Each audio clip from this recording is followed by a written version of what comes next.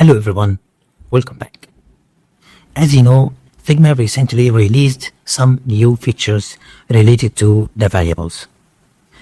This video is the third video and the last one covering and discussing these new changes. Before I explain to you these new features, please subscribe to the channel and hit the like button at the end of the video if you like it. And don't forget to join our Telegram community. We have a community for designers. In this community, we discuss everything related to UI and UX and specifically for the variables and design tokens. So the first feature actually is now you can copy and paste the variables. So you can select some variables and you just right click copy and you can paste inside same collection or new collection or also different file. Okay, so in this case I will create a new collection. For example, let's call this one alias collections. Okay, and I will make sure I'm selecting all variables and I will paste my variables. The good news here, actually you can see the variables come with the same structure. So if you go to, for example, primitives and you just try to edit this variable, you can see the variable name is colors blue 500. So I put actually this variable under colors folder under blue folder. Okay, so once I copy and paste these variables, I can see also I have the same structure. Okay, good. But what if I did some changes here, because the alias is supposed to have different names. So for example, color primary. Okay, and if I go to primitives and now let me just copy this one and I will go to alias again, and if I select all variables and paste, you can see it's come with the same structure. But if I delete this one, okay, and let's see here, I need my new variable to become under this variable. So here I will select this one and I will just paste. You can see it's come here under the new structure. And this is actually really good and really helpful. Same also if you want to have a specific variable in between. So for example, I will create a new one here. I will call this one, for example, 400 or maybe 300. Okay, like this. Okay, so if I need to create a new variable actually under this one directly to be, for example, 400, so I can just select it and I will go here and create a new variable. You can see it's automatically come in between or specifically under this variable. Okay, good. So this is the second feature. The feature number 3 in this video is now you can navigate between the variable name and the value and the scope by press tab key in your keyboard. So for example, I'm selecting this one, so I can go here and I just can navigate by tab like this. Okay, so for example, I can go here for the color. I just can hit like this to change the color or to do something like that. Okay, let's also test the scope. Okay, if I'm selecting the scope and I click like this, so I can open the scope. You know what I mean? So tabs here actually is really helpful to can navigate between the name of the variable, the value, and so on. Same also if you have more than one mode, also you still can navigate between the all modes. Okay, perfect. The feature number 3 is now finally you can resize your columns. Okay, if you have more than one mode here, this actually was really hard, especially for this part I cannot control. Now you can control it. You can navigate here. If you have more than on mode, you can resize the modes and your columns here. Okay, and this is actually very good. Okay, good. Let me delete this modes. I don't need this modes right now. Okay, and let's make our variables actually more accurate. So let me also delete this one. So this is alias tokens. Okay, and alias token actually is supposed to be connected to option tokens or our primitives. So for example, I will connect this one to all the option tokens like this. Okay, so the feature number 5. Feature number 5 helping you to know the value for this variable. So what is the color hexacode value for colors blue 500 variable? So before this feature, you have to go here to primitives and you check, okay, this is the value. Okay, after that you back again here. So why I'm explaining this to you, or what is the reason to make you actually want to know the value for this variable? Because at the end we will have some variables and these variables we will assign it to our component. So I want to know which variable to assign. So for example, let's say I will create a component specific token for my button background color. Okay, so my button background color actually using this color. Okay, so let's say this is our button. Okay, like this. Okay, and I have a new collection for the tokens. Okay, and let's say this token actually is pattern background color. Okay, so I know this color, but I need to connect this token to the alias token. Okay, so how can I do that? So I will go here and looking for alias. Okay, color blue 500, but I don't know color blue 500 have this value or 600 that have this value, so I don't know. Okay, so the new feature here actually is if you hover on the token or hover on your variable value, you can see the value for it. Okay, not only that the value, you can also see the description if we have some description. Okay, how this description come here? If you go to, for example, to primitives, you can see here under this scope I added some description, and this description is helpful for designers and developers and supposed to be a part of the documentation. Okay, good. So the feature number 6. Feature number 6 actually helping you to know the variable name if this name is too big. Let me show you how. Okay, so let me delete this one and I will create for you a big name. Okay, so let's say I have a button primary default filled medium background color, for example. Okay, and I will link this one actually to the alias token color primary 500. Okay, good. So if I go here and this is my button and I want to assign this token to it, and you cannot see the full name, so the new feature actually is if you hover here you can see the full name. Same also if you select this variable, maybe here you cannot see the full name. Now we can resize this one, but let's say in case of your variable name is too big. Okay, so now you're just gonna hover here to can see the full name and also the value. So this is the feature number 6. The feature number 7 and 8 is somehow related to each other. Okay, let me explain to you, and here I prepared for you some example to can show you actually how can we use this. Okay, good.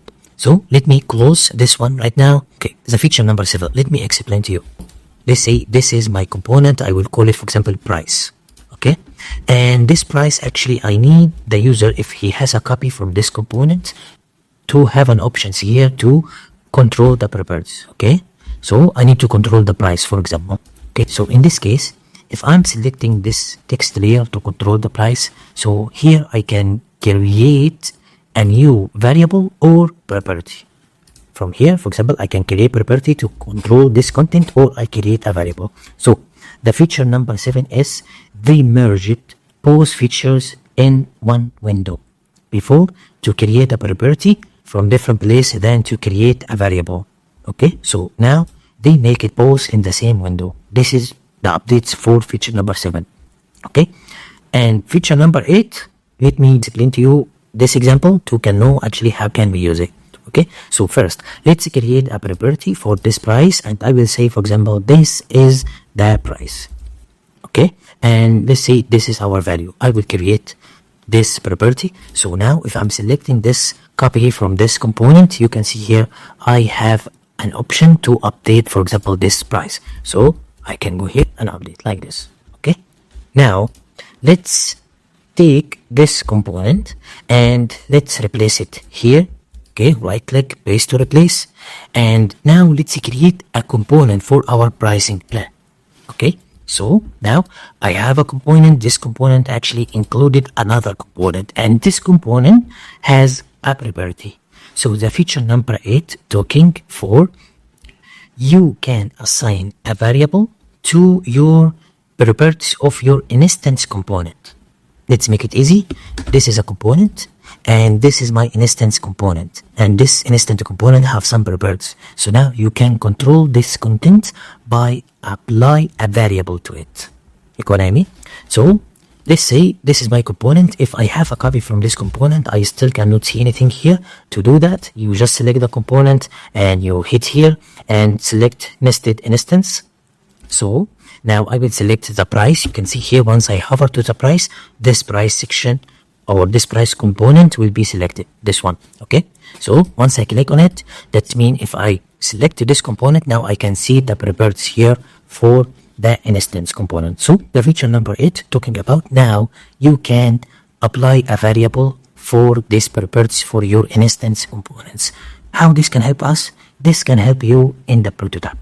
Okay, so let's say for example I will copy this one, okay, and I will add it to my design here. I have a pricing plan, so let's go here and replace this content with our component. Okay, so for example I need to have an option.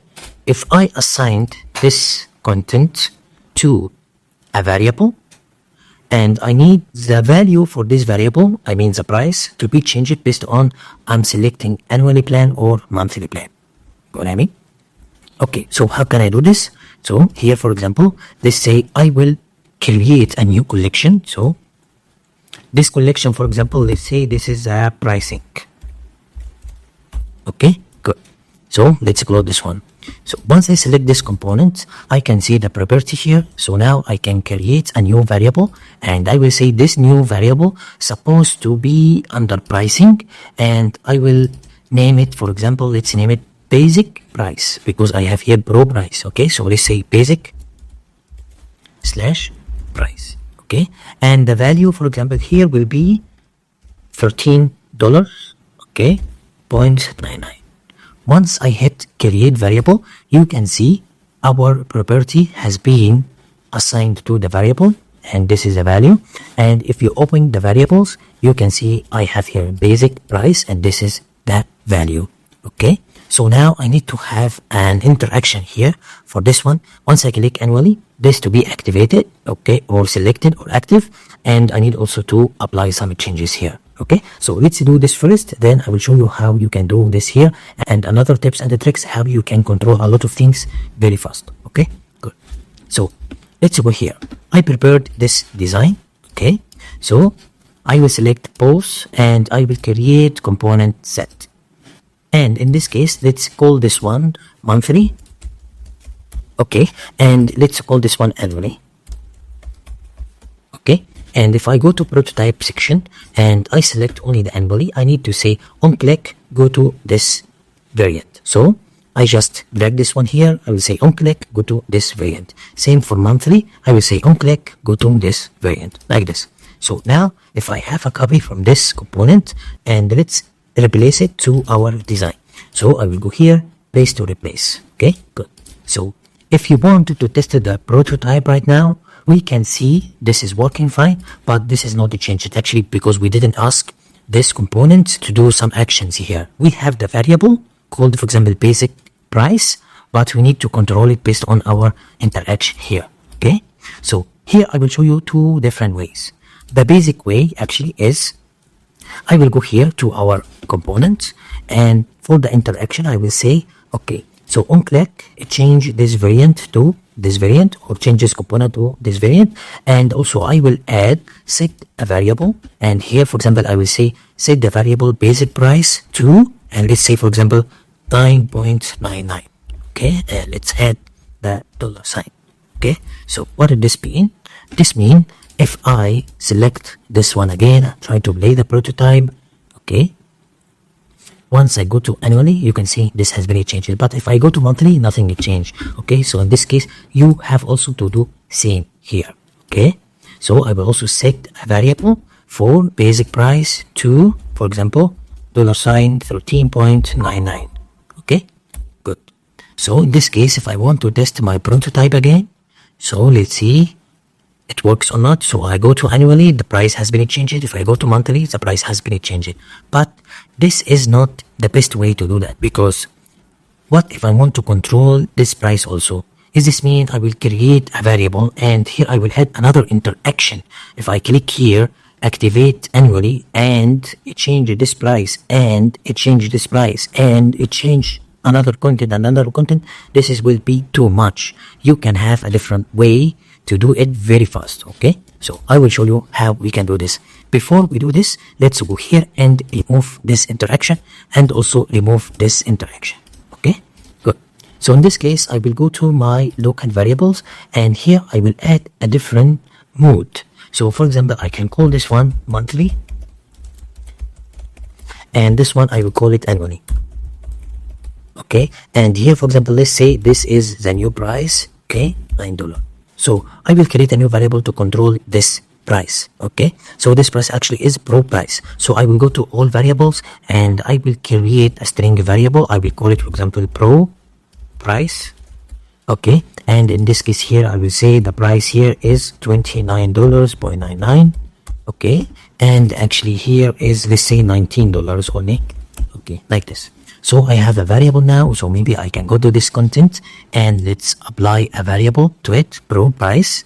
Okay, and for my interaction here I will say, okay, once you click on this one, go to this variant plus, and instead of I will say set a variable, I will say set the variable mode. So here I will select the collection is pricing. I don't know why I have two pricings here, and I will say, for example, this is supposed to be annually. Okay, and also if I go here I will also add the same interaction. So I will say set the variable mode for pricing to be monthly, and let's test this one. Okay, so once I go here I try to play my prototype and let's see what will happen. So if I go to annually, you can see the two pricing has been changed. If I go to monthly, the two pricing has been changed. So this is just an example how I can control the component instance properties by applying the variables and help me to have a good prototype. So maybe, for example, you can have a one page and this page has two languages, for example, English and French. So instead of to add specific interactions, if I select French, so set this variable and give it the new value for French, and also this, and also this, and also this, and this will take a lot of time. You just create your variables, you assign it, you give it two values, like first mode for English, second mode for French. And here, for example, if you have same component like this but for two language, you just say on click set the variable mode to French or set the variable mode to English. So the new feature number 8 is you can assign a variable to your component instance properties. That's it. I hope you understand the video and you like it. Don't forget to subscribe to the channel and hit the like button.